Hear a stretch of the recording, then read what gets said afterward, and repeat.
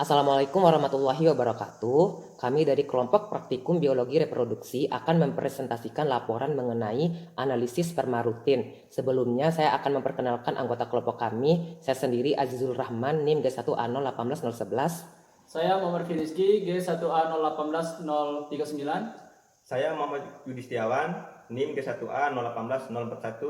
Saya Ninda Luciana Kadira, NIM G1A018047. Saya Randoni Pujastuti, G1A08053. Saya Wulandari, NIM G1A018077. Saya akan menyebutkan alat dan bahan praktikum yang digunakan. 1. Alat-alat praktikum yang terdiri dari alat tulis, beker gelas, bilik hitung Neubauer, gelas atau tabung ukur 5 atau 10 ml, kaca benda, kaca penutup, mikroskop, pH meter, pipet eritrosit, pipet tetes, staining jar, dan wadah atau pot dengan penutup. Kedua, bahan-bahan yang digunakan pada praktikum kali ini terdiri dari alkohol 70%, aquades, ejakulat atau semen fiksatif 95%, banding ether adalah 1:1, minyak imersi, NaCl, fisiologis, dan pewarna gimsah. Adapun prosedurnya, yang pertama diambil atau dikeluarkan sperma dari 4 praktikan laki-laki dengan cara masturbasi sehingga diperoleh 4 buah sampel. Yang kedua, diejakulasikan sperma atau semen segar langsung pada pot atau wadah yang steril dan ditutup dengan penutupnya. Yang ketiga, dilakukan pemeriksaan pada tiap sampel sperma yang meliputi A. Pengukuran volume dengan cara dipindahkan ejakulat ke dalam gelas ukur 5 atau 10 ml. Yang kedua, dibaca besarnya volume ejakulat yang ditunjukkan oleh gelas ukur tersebut. Dan yang ketiga, dicatat hasilnya. B. Pengukuran konsentrasi dengan cara yang pertama disedot ejakulat dengan pipet eritrosit sampai angka 0,5. Yang kedua, disedot lagi NaCl 3% sampai angka 1,01 atau 11. Yang ketiga, dicampur sampai homogen dengan cara dikocok 2-3 menit. Yang keempat, dibuang 2-3 tetes, kemudian dikocok lagi selama 1 menit dan dibuang 1 tetes. Dan yang kelima, ditetes ke kamar hitung Neubauer, kemudian ditutup dengan kaca penutup. Yang selanjutnya diamati di bawah mikroskop dengan perbesaran 40x10 untuk beberapa lapang pandang. Selanjutnya dihitung jumlah spermatozoa pada permukaan bilik hitung seluas 1 mm². Selanjutnya dicatat hasilnya dan dikalikan dengan 200.000. Ini adalah faktor pengenceran dan faktor bilik hitungnya. Selanjutnya ditentukan kategori sperma berdasarkan konsentrasi tersebut. C. Pemeriksaan pergerakan atau motilitas. Yang pertama, diteteskan ejakulat di atas kaca benda dan ditutup dengan kaca penutup. Yang kedua, diamati di bawah mikroskop dengan perbesaran 40x10 untuk beberapa bidang pandang. Yang ketiga, diperhatikan pergerakan sperma pada bidang pandang. Yang keempat, dikategorikan pergerakan sperma berdasarkan pergerakan cepat lurus, pergerakan lambat, gerak di tempat, dan yang tidak mengalami pergerakan. Selanjutnya, dihitung jumlah sperma berdasarkan kategori tersebut dan ditentukan presentasinya. D. Pemeriksaan morfologi. Dengan cara pertama dibuat hapusan tipis dari ejakulat pada kaca benda yang steril.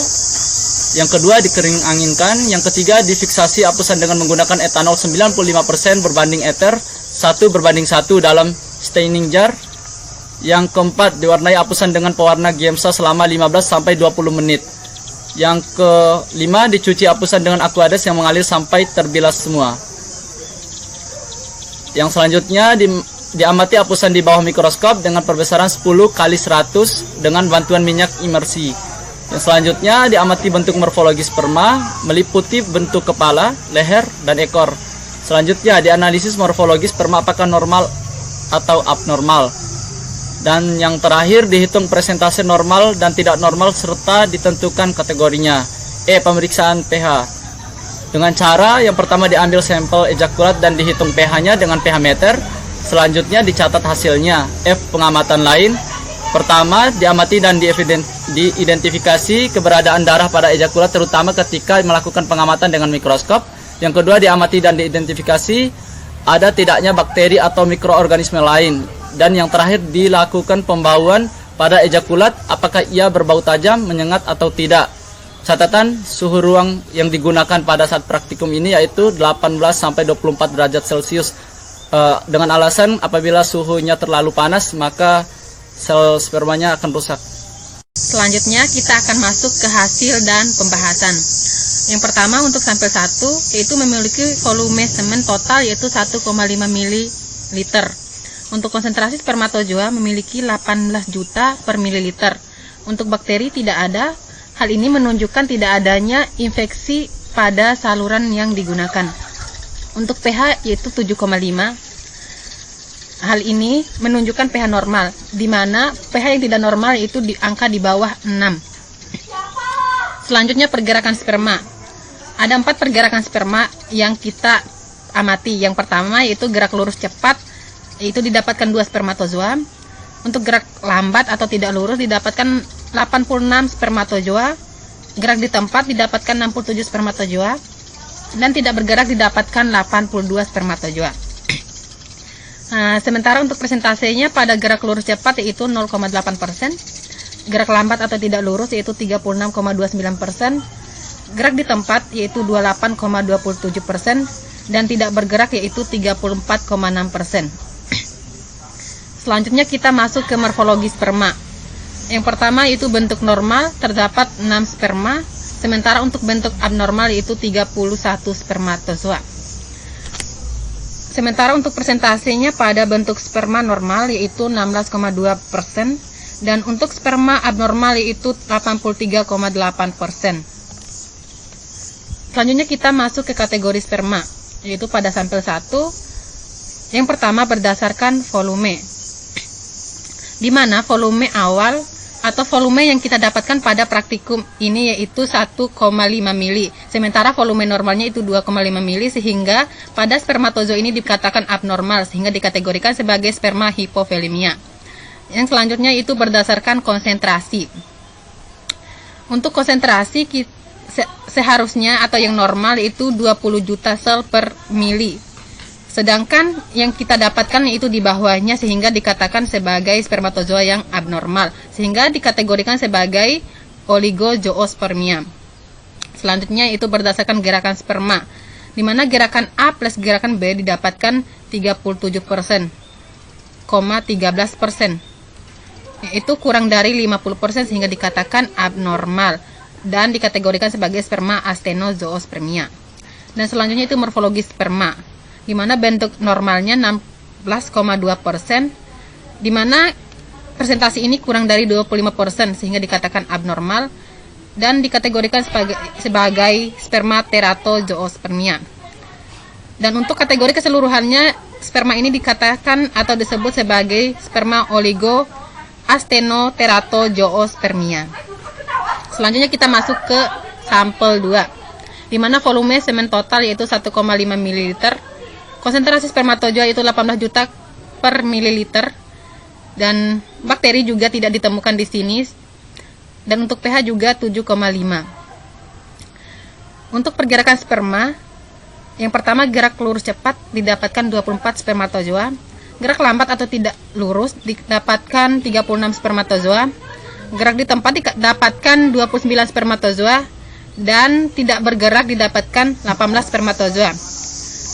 Sementara untuk presentasinya untuk gerak lurus cepat didapatkan 4,43%, gerak lambat atau tidak lurus didapatkan 33,65%, gerak di tempat didapatkan 27,10%, dan tidak bergerak didapatkan 16,82%. Selanjutnya kita masuk ke morfologi sperma untuk sampel 2, di mana bentuk abnormalnya didapatkan 19 spermatozoa dan bentuk abnormal didapatkan 66 spermatozoa. Dan untuk presentasinya untuk bentuk normal didapatkan 23,35%, bentuk abnormal didapatkan 77,65%. Untuk kategori sperma pada sampel 2, yang pertama berdasarkan volume, di sini juga didapatkan hasil yang kurang dari 2 mili sehingga dikatakan sebagai sperma abnormal dan dikategorikan sebagai sperma hipovolemia. Selanjutnya yang kedua berdasarkan konsentrasi, di mana didapatkan juga kurang dari 20 juta sel per mililiter sehingga dikatakan abnormal dan dikategorikan sebagai sperma oligozoospermia.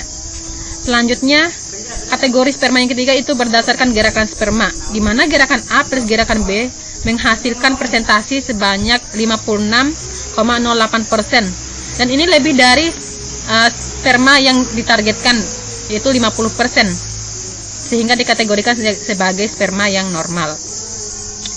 Untuk morfologi sperma yang keempat, yaitu kita lihat dari bentuk normal, yaitu terdiri dari 23,35%, dan ini kurang dari sperma normal, yaitu 25%, sehingga dikatakan sebagai sperma abnormal.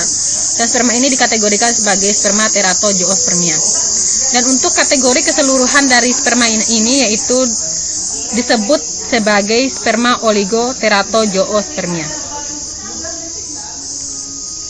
Pada sampel 3, volume semen totalnya yaitu 4,5 ml, konsentrasi spermatozoa 24 juta sel per mililiter, bakteri 0, pH 8. Pada pergerakan sperma dalam gerak lurus cepat dihitung 143 spermatozoa, gerak lambat tidak lurus dihitung 229 spermatozoa, gerak di tempat dihitung 157 spermatozoa, dan tidak bergerak terhitung 54 spermatozoa. Presentasinya pada gerak lurus cepat didapat hasil yaitu 24,5%. Pada gerak lambat atau tidak lurus terhitung 39,3%. Nah, pada gerak di tempat terhitung 27%, dan yang tidak bergerak terhitung 9,2%. Dalam morfologi sperma, pada bentuk normal terhitung 18 spermatozoa, dan pada bentuk yang tidak abnormal yaitu 89 spermatozoa. Persentase dalam bentuk normal terhitung 16,8%, pada bentuk abnormal terhitung 83,2%. Kategori sperma sampel 3 berdasarkan volume lebih dari 2 ml dikatakan normal, digolongkan dalam sperma normofilemia. Berdasarkan konsentrasi lebih dari 20 juta sel per mililiter dikatakan normal. Berdasarkan gerakan sperma dihitung gerakannya A plus B sama dengan 63,8%. Lebih dari 50% dikatakan normal. Pada morfologi sperma bentuk normal yaitu 16,8%, kurang dari 25% dikatakan abnormal, digolongkan dalam sperma teratozoospermia. Dalam kategori keseluruhannya digolongkan sperma teratozoospermia. Pada sampel 4, volume semen total yaitu 5 ml, konsentrasi spermatozoa 15 juta sel per mililiter, bakteri tidak ada, pH 7. Pada pergerakan sperma dalam gerak lurus cepat terhitung 47 spermatozoa. Pada gerak lambat atau tidak lurus terhitung 30 spermatozoa. Gerak di tempat terhitung 36 spermatozoa, dan tidak bergerak terhitung 17 spermatozoa. Pada persentase dalam gerak lurus cepat terhitung 36,1%, gerak lambat atau tidak lurus terhitung 23,1%, gerak di tempat terhitung 27,7%, dan yang tidak bergerak terhitung 13,1%. Pada morfologi sperma dalam bentuk normal terhitung 14 spermatozoa, dan bentuk abnormal terhitung 35 spermatozoa. Persentasenya yaitu bentuk normal terhitung 28,6%, dan bentuk abnormal terhitung 71,4%. Kategori sperma sampel 4 berdasarkan volume lebih dari 2 ml dikatakan normal. Sperma itu digolongkan dalam normofolemia. Berdasarkan konsentrasi kurang dari 20 juta sel per mililiter itu dikatakan abnormal dan digolongkan sperma oligozoospermia.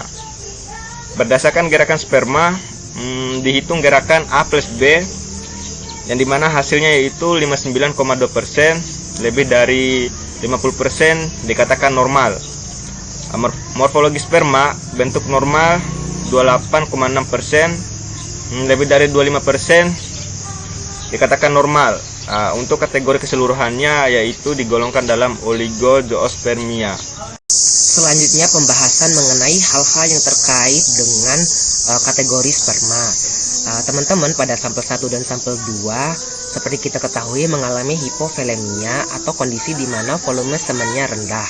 Hipovolemia ini dapat disebabkan oleh yang pertama obstruksi atau penyumbatan pada ductus ejaculatoris. Kemudian penyakit CBAVD yaitu penyakit di mana saluran vas deferens tidak berkembang dengan baik yang disebabkan oleh penyakit genetik. Kemudian dapat disebabkan oleh ejakulasi retrograde parsial yaitu kondisi di mana semen sebagian atau seluruh masuk ke kandung kemih dan tidak keluar melalui penis saat orgasme. Kondisi ini dapat disebabkan oleh efek dari pembedahan atau operasi yang pernah dilakukan di area sekitar, efek samping obat-obatan seperti obat-obatan untuk mengobati hipertensi, pembesaran prostat, dan depresi, serta efek komplikasi dari penyakit lain seperti diabetes.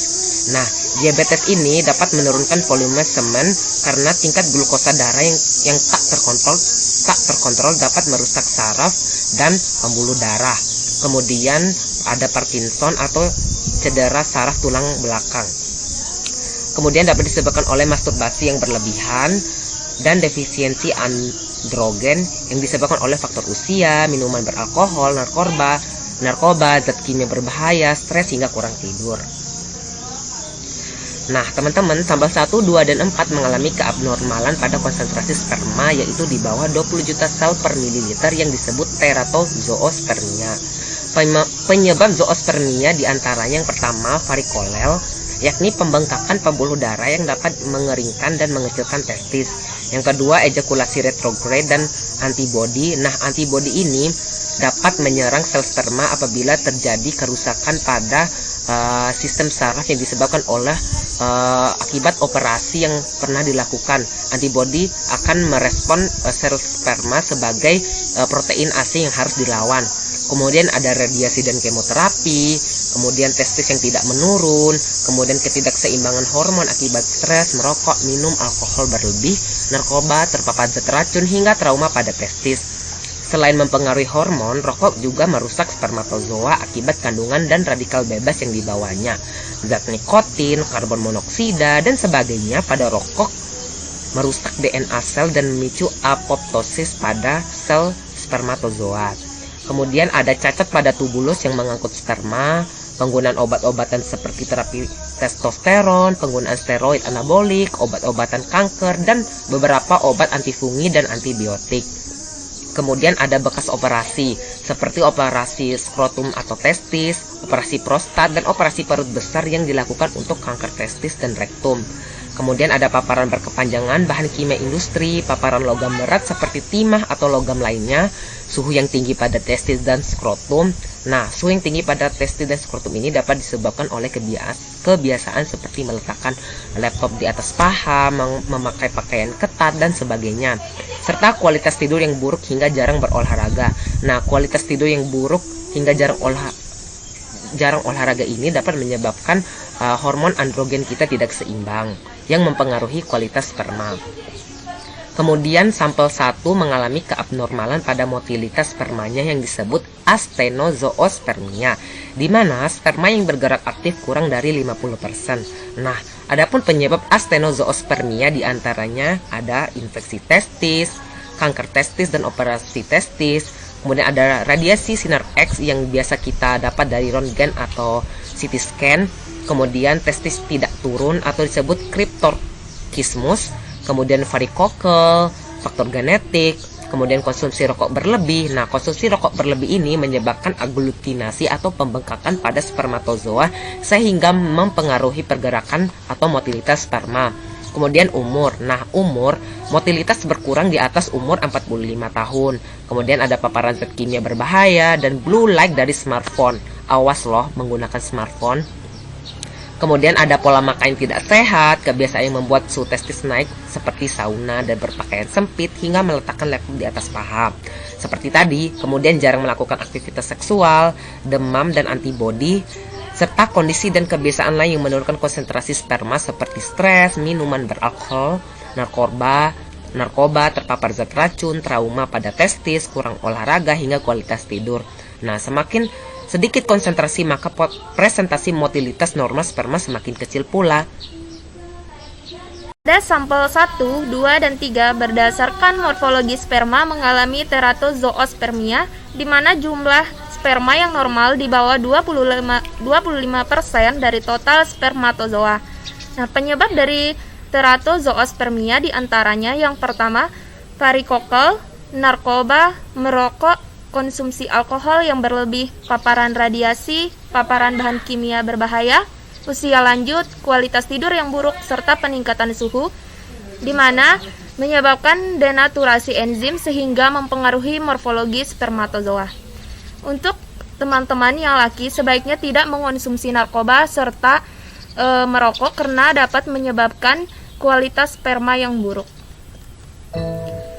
Kemudian, kesimpulan. Berdasarkan praktikum yang telah dilaksanakan, dapat disimpulkan bahwa yang pertama, sampel 1 memiliki kategori volume hipovolemia, konsentrasi oligozoospermia, motilitas astenozoospermia, dan morfologi teratozoospermia.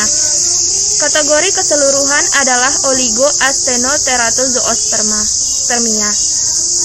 Yang kedua, sampel 2 memiliki kategori volume hipovolemia, konsentrasi oligozoospermia, motilitas normal, dan morfologi teratozoospermia.